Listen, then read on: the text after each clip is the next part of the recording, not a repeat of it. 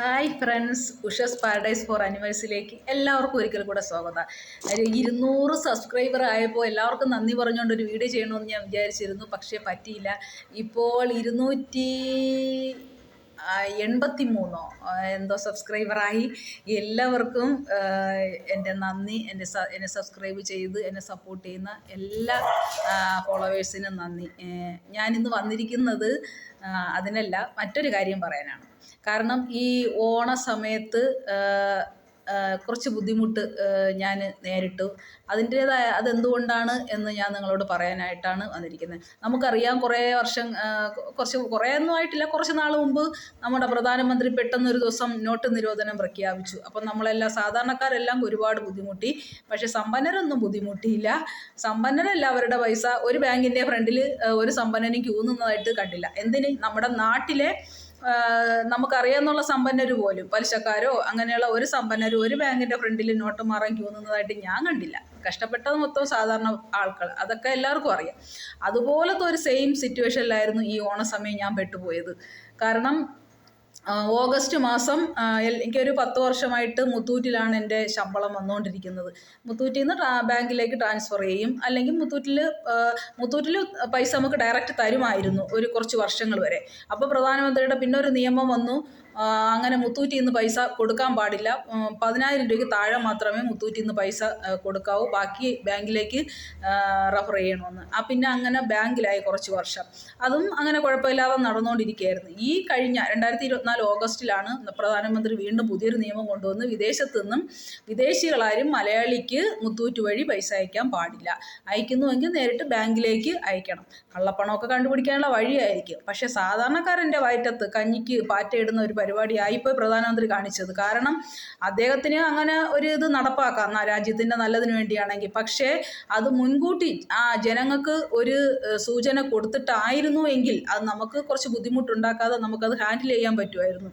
ഇത് നമ്മൾ പെട്ടെന്ന് നമുക്ക് സാധാ 1-ാം തീയതി 2-ാം തീയതി കിട്ടുന്ന ഒരു ശമ്പളം നമ്മൾ മുത്തൂറ്റി പോയപ്പോഴാണ് പെട്ടെന്ന് ഒരു ദിവസം പറയുന്നു അത് മാറാൻ പറ്റില്ല, ബാങ്കിൽ അയച്ചാലേ പറ്റൂ. പിന്നെ ഈ പൈസ റിട്ടേൺ അവർക്ക് കിട്ടി പിന്നെ അത് ബാങ്കിലേക്ക് അയക്കണം. അപ്പോൾ ഒരുപാട് താമസിക്കും.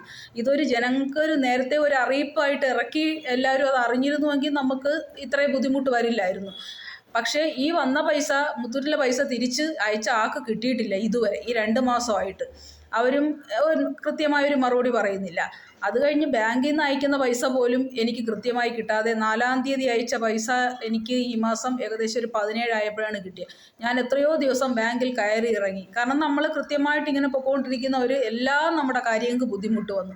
ഒരു ഓണമായിട്ട് നമുക്കൊരു ഭക്ഷണം ഉണ്ടാക്കി കഴിക്കാനോ നമുക്ക് ഓണത്തിൻ്റെതായ എന്തെങ്കിലും ഒരു സന്തോഷത്തിന് വേണ്ടി 1 രൂപ എടുത്ത് ചിലവാക്കാൻ പറ്റാത്ത ഒരു അവസ്ഥയിൽ നമ്മൾ അത്ര ഒരു സാമ്പത്തികമായിട്ട് നിൽക്കുന്ന ഒരു സമയത്താണ് ഇങ്ങനെ ഒരു നിയമം വന്നതുകൊണ്ട് വളരെ പെട്ടുപോയി.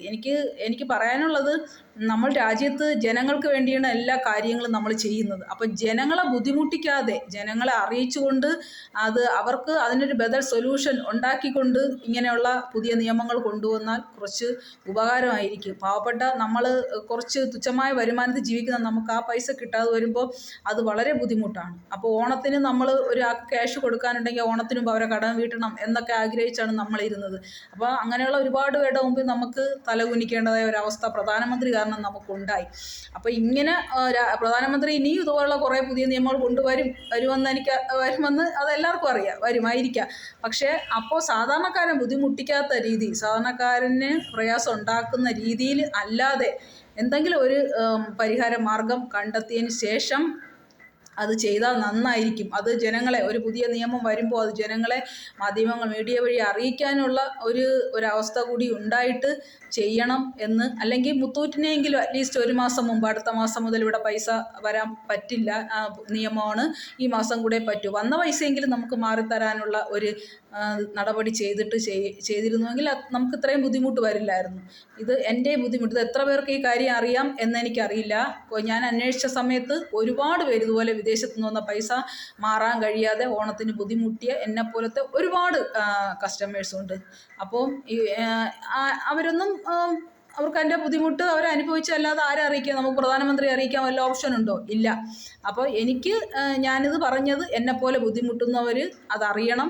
അതുപോലെ നിയമം ഉണ്ടാക്കാൻ തലപ്പത്തിരിക്കുന്ന നമ്മുടെ പ്രധാനപ്പെട്ട മേലുദ്യോഗസ്ഥന്മാർ, മന്ത്രിമാർ ഇതറിയണം എന്നുള്ളൊരു ഉദ്ദേശത്തോടു കൂടിയാണ് ഞാൻ ഈ വീഡിയോ ചെയ്തത്.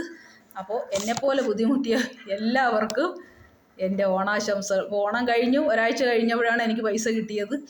എന്നാലും ബുദ്ധിമുട്ടിയെന്ന് പറഞ്ഞാൽ അങ്ങേയറ്റം ബുദ്ധിമുട്ടി. ഇങ്ങനൊരു ബുദ്ധിമുട്ട് ഇനി ദയവായി എൻ്റെ ബഹുമാനപ്പെട്ട പ്രധാനമന്ത്രി ഇനി ഒരിക്കലും ഇങ്ങനൊരു ബുദ്ധിമുട്ട് ഞങ്ങൾക്ക് ഉണ്ടാക്കരുതേ.